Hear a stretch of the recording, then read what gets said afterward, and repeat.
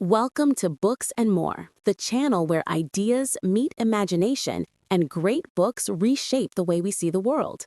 Today, we're exploring The Black Swan by Nassim Nicholas Taleb, a mind-bending journey into uncertainty, chance, and the hidden forces that shape our lives. This book reveals how the rare, the unpredictable, and the unimaginable define history far more than the ordinary ever could. Stay tuned because this isn't just a book about risk, it's a guide to living wisely, embracing randomness, and thriving in a world that can never be fully known. Introduction: The world through the lens of the unexpected. In the introduction of The Black Swan, I wanted to expose one of the deepest illusions of modern thought, our blind faith in prediction, order, and logic. We live as if the world follows a linear script, where events have causes, and those causes can be measured, controlled, and understood. Yet, history unfolds not through the ordinary, but through the extraordinary, the rare, unpredictable, and transformative moments that I call black swans. These are the events that rewrite reality, shatter patterns, and reshape everything we think we know. I begin with a simple idea. Before black swans were discovered in Australia, Europeans believed that all swans were white. That belief wasn't stupidity, it was deduction from every observation ever made. But one single black swan was enough to destroy thousands of years of certainty. Our knowledge, I argue, works exactly the same way. It's built on what we have seen while ignoring the infinity of what we haven't. The moment an exception appears, our so-called understanding collapses. The modern world amplifies this illusion. We've built vast systems, financial markets, governments, sciences that assume stability and predictability.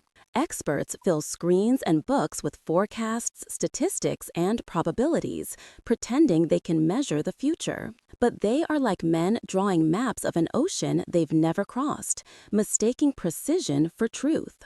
They forget that what matters most in history, wars, revolutions, pandemics, discoveries, always comes from the unknown tale of probability, from what we cannot predict.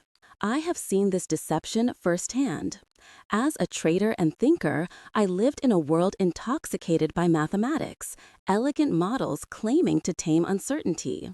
Yet, one day, the market would fall apart and all those models would burn like paper in the wind. I realized that we are fooled not by randomness itself, but by our arrogance toward it. We mistake the map for the territory, the average for the real, and the predictable for the possible.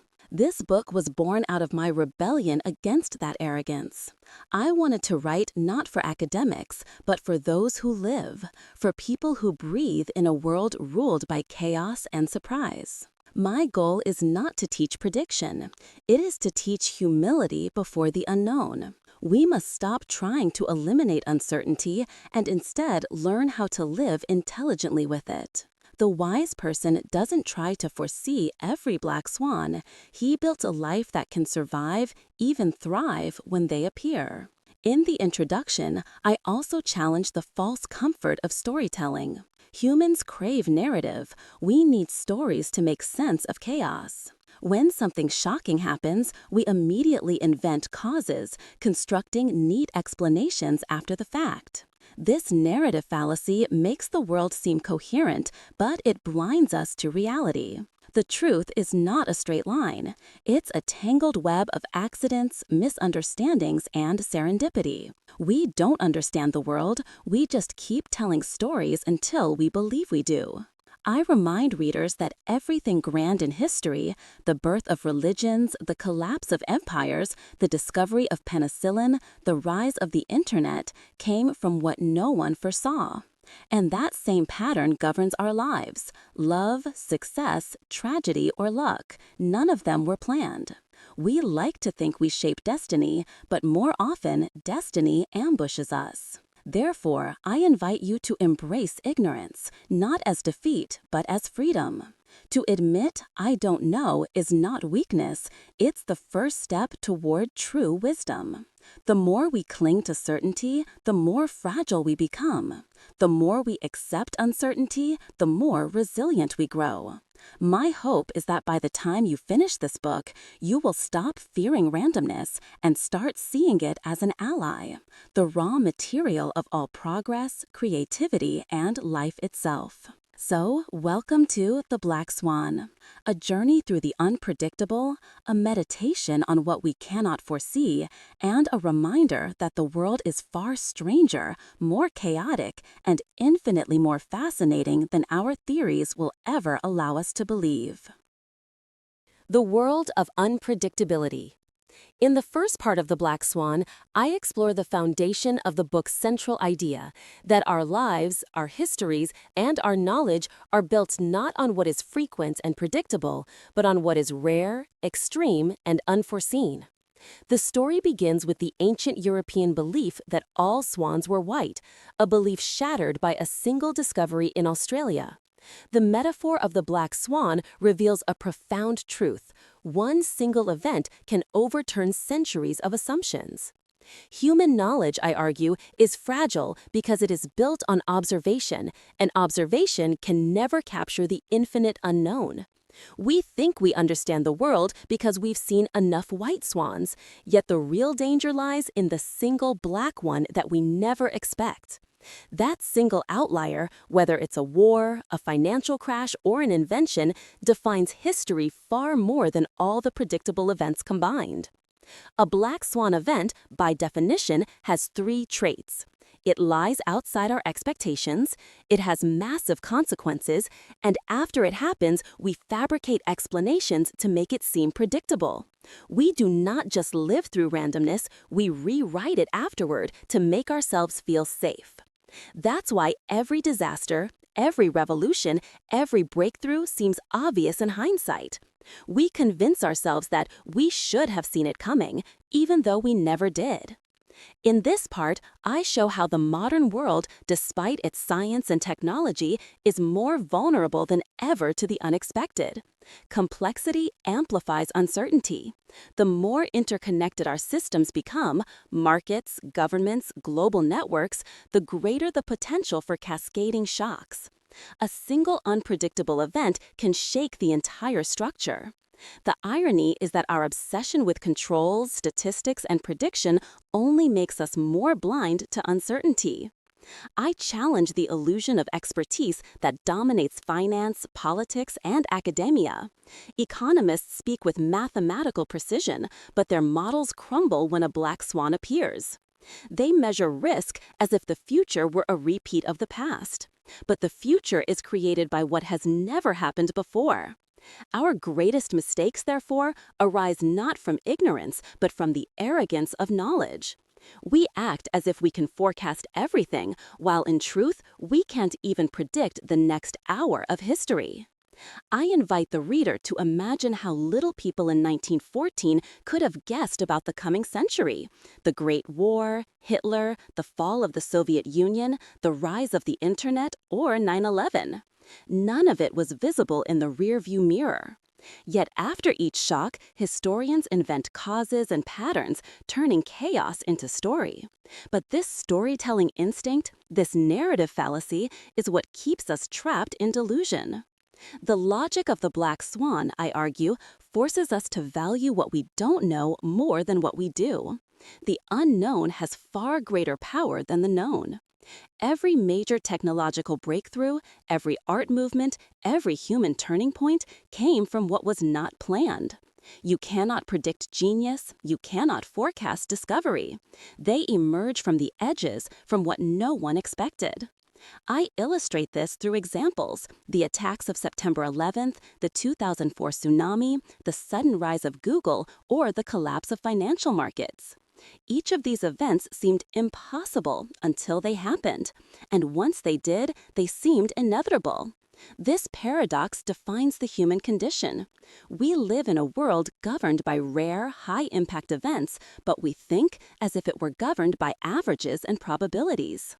We rely on experts, those I call the empty suits, who dress up ignorance with mathematics. They make confident forecasts, but their records show that they fail more often than chance. True understanding does not come from prediction, but from preparation, from building systems and lives that can survive and even benefit from the unexpected. Throughout this part, I also explore how our brains are built to misunderstand uncertainty. Evolution designed us to react, not to reflect. Our ancestors needed quick responses, not probabilistic thinking. That's why we focus on the visible, the immediate, and the measurable, even when the most powerful forces lie in the invisible and the improbable. We learn from the concrete, not from the abstract. After every disaster, instead of understanding that we don't know what we don't know, we create specific defenses for the last battle, like the French Maginot Line built for the previous war. In the same way, we honor those who react to crises but ignore those who prevent them. The unsung hero who quietly stops a catastrophe is forgotten, while those who arrive afterward are celebrated. Humanity, I say, is not only blind, but ungrateful, blind to the unseen, ungrateful to the unrecognized. This blindness extends to how we study reality itself. Most sciences focus on the normal, the average, the predictable, the bell curve. But life is not a bell curve. It is fat-tailed, dominated by extremes. The great intellectual fraud of modern times is the belief that Gaussian models can describe reality. In truth, almost everything that matters, from wealth distribution to scientific innovation, follows wild, unpredictable patterns. The world is shaped not by what happens most of the time, but by what happens rarely. The stock market is not moved by daily trades, but by crashes and booms. History is not built by routine rulers, but by revolutions and outliers. Progress does not come from steady effort, but from accidents of genius and bursts of luck. Thus, I conclude part 1 with a simple but radical message. We must stop pretending to predict and start learning to adapt.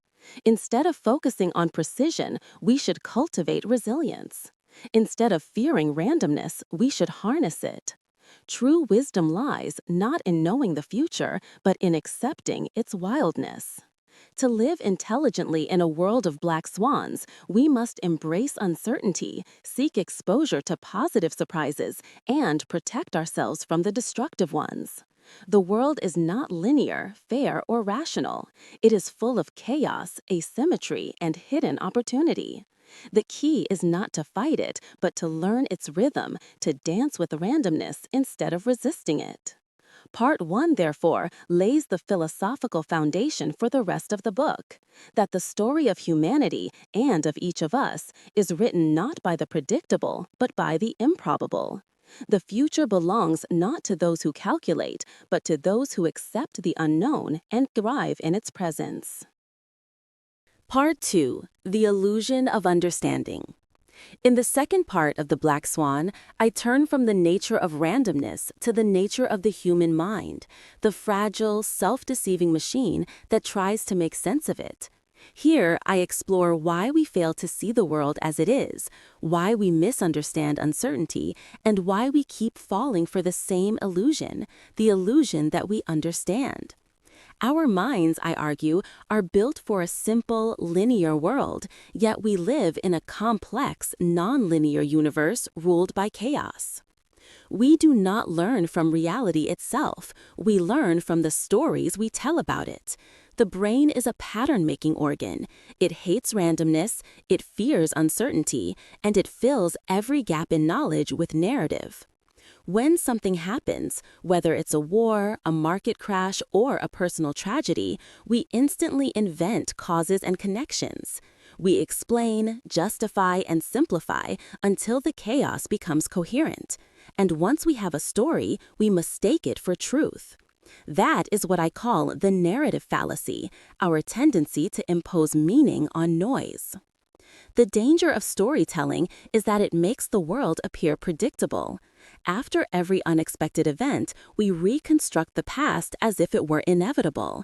We rewrite history to make randomness disappear. This creates a dangerous illusion of control. We believe we can forecast the future because we think we understand the past, but what we really understand is only the story we've created after the fact. Our brains evolved for survival, not for accuracy. The human mind developed in an environment where short-term reaction mattered more than long-term reflection. We are instinctive creatures, not statistical ones. When we face uncertainty, our intuition takes over. We see patterns in clouds, connections in coincidences, causes in chaos. We feel certain even when we are wrong. That's why so many people, from traders to scientists, confidently make predictions that fail again and again. The problem isn't ignorance, it's overconfidence. This overconfidence gives rise to what I call the epistemic arrogance, the belief that we know more than we actually do. It is the disease of experts, economists, politicians, and planners. They build models and forecasts as if the world were a controlled laboratory. But reality doesn't obey their equations. One unexpected event, one black swan, is enough to render all their data meaningless. Yet instead of admitting uncertainty, they double down on illusion, adding more complexity to models that can't even describe simplicity. I draw a contrast between two worlds, mediocristan and extremistan. Mediocristan is the realm of the ordinary, where variation is mild and predictable, like human height or daily temperature. Extremistan, however, is the world of the extraordinary, where one event or person can dominate all others, where the improbable rules.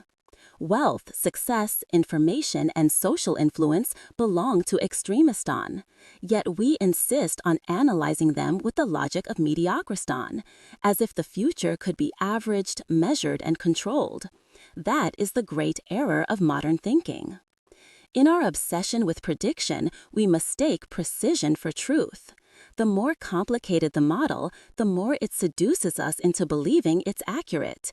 But precision is a form of intellectual camouflage. It hides uncertainty behind numbers. Probability, statistics, and risk management become rituals of comfort, not tools of insight. The financial world in particular has turned this into an art form. Bankers and economists build elegant mathematical frameworks that crumble with every shock.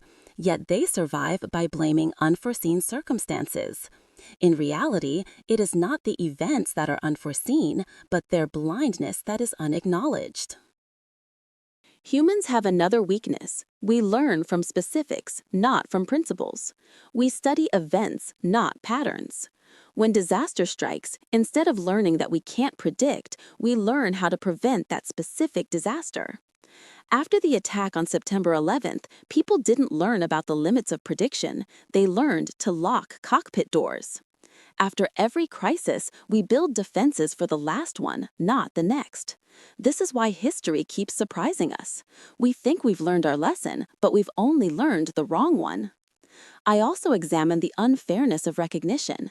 Humanity celebrates those who react to crises, not those who prevent them. We build monuments for firefighters, not for engineers who design fireproof buildings. We honor generals who win wars, not diplomats who avoid them. The invisible hero, the one who saves us from a disaster that never happened, remains forgotten. This blindness to prevention is another form of our cognitive bias. We value drama over quiet competence, visibility over reality. The illusion of understanding extends to our entire civilization. We build systems, political, economic, technological, that assume predictability. We worship progress as if it were linear. But real progress, as I show, comes from trial and error, from randomness itself. Science, art, and innovation are not the products of planning. They are the results of tinkering, of curiosity colliding with chance. Every major discovery, from penicillin to the internet, was an accident before it became an achievement. Yet we continue to teach our children that knowledge is a straight path, that logic leads to truth and hard work to success. This delusion keeps us fragile. When randomness strikes, we panic. We've built our societies like glass, transparent, beautiful, and breakable. What we need instead is anti-fragility, the ability to grow stronger through disorder, to turn shocks into fuel for growth. But to do that, we must first abandon the false comfort of certainty. In this part, I also speak about the scandal of probability, the way humans misuse statistics. We assume that the future follows the same patterns as the past, that probabilities can be calculated and managed. But the real world is not Gaussian. It does not follow the bell curve. The tails, the rare extreme events, dominate outcomes. A single anomaly can outweigh millions of normal observations. Yet our models, our institutions, and our minds all ignore this fact. I urge readers to rethink what it means to be intelligent. Intelligence is not about complexity, but about awareness of uncertainty. True wisdom is the ability to live gracefully with what we cannot predict. To be humble before randomness is not weakness, it is strength. The person who says, "I don't know," is wiser than the one who confidently declares false certainty. I close part 2 with a simple warning: beware of the seduction of knowledge. The more we think we know, the less we see. Our greatest danger lies not in chaos, but in our illusion of order. The world will always surprise us, not because it is malicious, but because it is larger, richer, and more mysterious than our minds can comprehend. Thus, the task is not to fight uncertainty, but to embrace it, to stop pretending the world is tidy and start preparing for its wildness. We must unlearn the habit of explanation, reject the comfort of linear thinking, and accept that truth lives in the unknown. For it is only when we let go of our illusion of understanding that we begin to see, not the world as we wish it to be, but the world as it truly is. Part 3. The Kingdom of Extremes. In the third part of The Black Swan, I take the reader into the world where the improbable reigns, the domain I call Extremistan. This is the true habitat of modern life, a world not ruled by averages or gentle variations, but by disproportion, power laws, and shocks. Here, one event, one person, one idea can outweigh everything else. It is a world of extremes, and yet most of us continue to think and act as if we still lived in the mild and predictable world of Mediocristan. In Mediocristan, variations are small and manageable. Human height, weight, or IQ, for instance, fall neatly within a normal distribution. No single person can be 10 times taller than another. The impact of each observation is limited, predictable, and easily measured. This is the world of the bell curve, smooth, comforting, and tame. But the real world, the one that shapes history and our lives, does not follow this curve. It follows fat tails, the domain of the wild, where rare events dominate outcomes. That is Extremistan, and it is where we truly live. In Extremistan, the rules of intuition collapse. A single observation can destroy averages. A single event can redefine reality. Wealth distribution, social influence, book sales, technological breakthroughs, they all follow the logic of power laws. In these systems, a handful of individuals or events account for almost everything. One best-selling author earns more than 1 million others combined. One startup outperforms the entire stock market. One crisis wipes out a decade of stability. This asymmetry defines the modern condition. A few black swans shape the destiny of the many. Yet our institutions, models, and minds remain trapped in Mediocristan. Economists use Gaussian models to describe financial markets, assuming that deviations from the average are rare and small.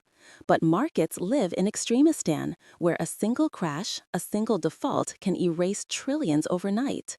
The tragedy of modern finance is that it continues to worship predictability in a world that thrives on the unpredictable. When disaster strikes, experts call it an outlier, as if naming it makes it less real. But outliers are not exceptions, they are the rule. In this part, I dissect the arrogance of those who believe they can measure uncertainty. The most dangerous phrase in modern life is according to the model. Models give the illusion of control. They translate randomness into neat numbers, converting chaos into equations. But numbers cannot capture the infinite. They comfort the mind, but they distort reality. A Gaussian model, for example, underestimates the probability of large deviations. It assumes that the world behaves gently. But the world is brutal. Reality's tails are fat, its surprises violent. When you live in Extremistan, precision becomes poison because it blinds you to the true scale of uncertainty. I also explore how this blindness extends beyond mathematics into psychology, culture, and politics. Humans are not built to understand extremes. Our senses evolved to detect gradual change, not exponential ones. We understand linear growth, one step at a time, but we fail to grasp compounding effects. That is why we underestimate the power of small probabilities. We think that rare means irrelevant, when in fact, rare events govern everything that matters. Our perception of risk is emotional, not rational.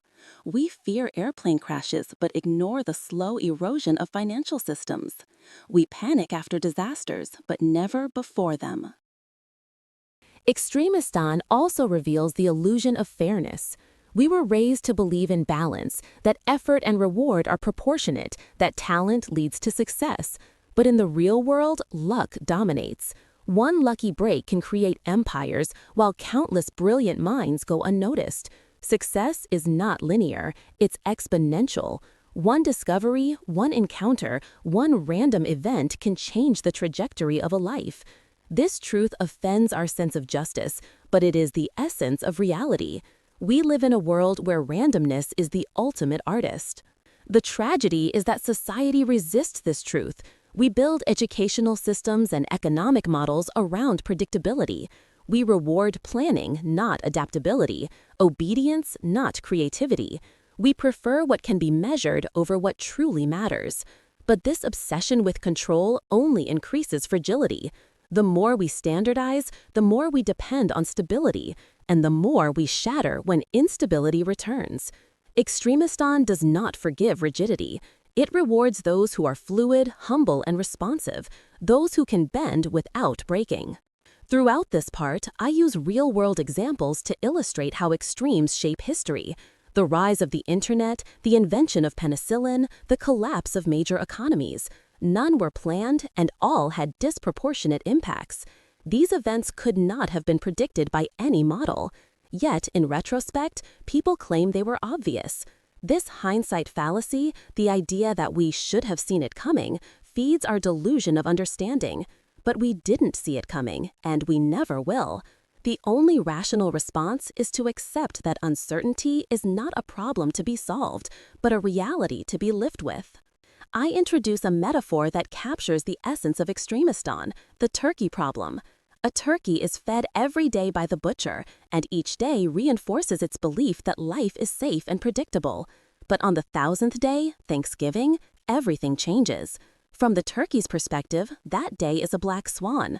The lesson is simple. The more comfortable and predictable life seems, the closer we may be to ruin. Confidence grows in the absence of negative evidence, but that confidence is a trap. We mistake the absence of bad events for the impossibility of them. This logic applies not just to turkeys, but to nations, companies, and individuals. We grow complacent in times of peace and prosperity, forgetting that stability breeds fragility. Systems that suppress volatility, financial markets, governments, ecosystems, accumulate hidden risks until they explode. What appears to be order is often the prelude to chaos. The more tightly we control the world, the less we can survive when it escapes control. I also highlight a paradox. While black swans can destroy, they can also create. The same randomness that brings disaster also brings innovation. Every breakthrough, from art to science, is the result of chance encounters and mistakes. The problem is not randomness itself, but our relationship to it. We fight it, fear it, and deny it, instead of learning how to harness it. The goal, I suggest, is not to predict black swans, but to position ourselves to benefit from them. This is the essence of living intelligently in Extremistan, to design our lives, our businesses, and our societies so that we can gain from positive surprises and survive negative ones. Avoid what can kill you and expose yourself to what can uplift you. The strategy is asymmetrical: small losses, large potential gains. It requires humility, curiosity, and courage. It means letting go of control and embracing uncertainty as a creative force. In Extremistan, success does not belong to the most intelligent or the most prepared, but to those who understand how randomness works. The wise do not predict, they prepare. They build robustness, not precision. They accept that volatility is not an enemy, but a teacher. To live well in this world, we must replace arrogance with adaptability, rigidity with resilience. Part 3 concludes with a profound shift in perspective, that the world is not built by averages, but by exceptions. History, culture, and progress emerge from the tales of probability, from the improbable, the unplanned, the uncontrollable. The normal gives us comfort, but the abnormal gives us meaning. Life itself is a sequence of surprises. The challenge is not to avoid them, but to dance with them, to recognize that every moment of shock, loss, or discovery is a whisper from Extremistan, reminding us that reality is far wilder, deeper, and more beautiful than our models could ever imagine. Part 4. The End. Learning to live with the unpredictable. In the final part of the Black Swan, I return to where it all began, with uncertainty, ignorance, and our fragile relationship with randomness. But now, after exploring the illusions of understanding and the tyranny of prediction, I want to offer not comfort, but clarity. We cannot escape uncertainty. We cannot outthink randomness. The only path to wisdom is learning how to live with it. The tragedy of modern humanity is not that we face chaos, but that we deny it. We build elaborate theories, complex models, and rigid systems, hoping to control what cannot be controlled. But the more we try to suppress randomness, the more it strikes back. We fear volatility, so we engineer stability, until the system collapses under the weight of its own illusion. The lesson of the Black Swan is that control is not power, adaptability is. Those who survive and thrive are not the ones who predict, but those who stay flexible in the face of the unknown. In this section, I reflect on how societies, organizations, and individuals become victims of their own success. Comfort breeds blindness. Prosperity creates fragility. When life feels safe and predictable, we stop questioning, we stop preparing. Like the turkey that trusts its butcher, we mistake the absence of harm for proof of safety. Then, one day, the unexpected arrives, and everything we built on false certainty collapses. The higher our confidence, the harder the fall. But there is another way to live. I call it robust humility, the art of preparing for the unknown without pretending to understand it. Instead of trying to forecast every future, we design our lives so that shocks do not destroy us. We avoid fragility, we embrace asymmetry, small contained losses and unlimited potential gains. This philosophy transforms randomness from an enemy into an ally. You don't need to predict a black swan to benefit from it. You just need to position yourself so that when one lands, it helps you rather than hurts you. We must stop worshiping the illusion of order and start respecting the creative power of chaos. The world does not progress through steady planning, but through surprise, through breakthroughs, mistakes, and accidents. Every invention, every revolution, every great discovery began as a deviation from expectation.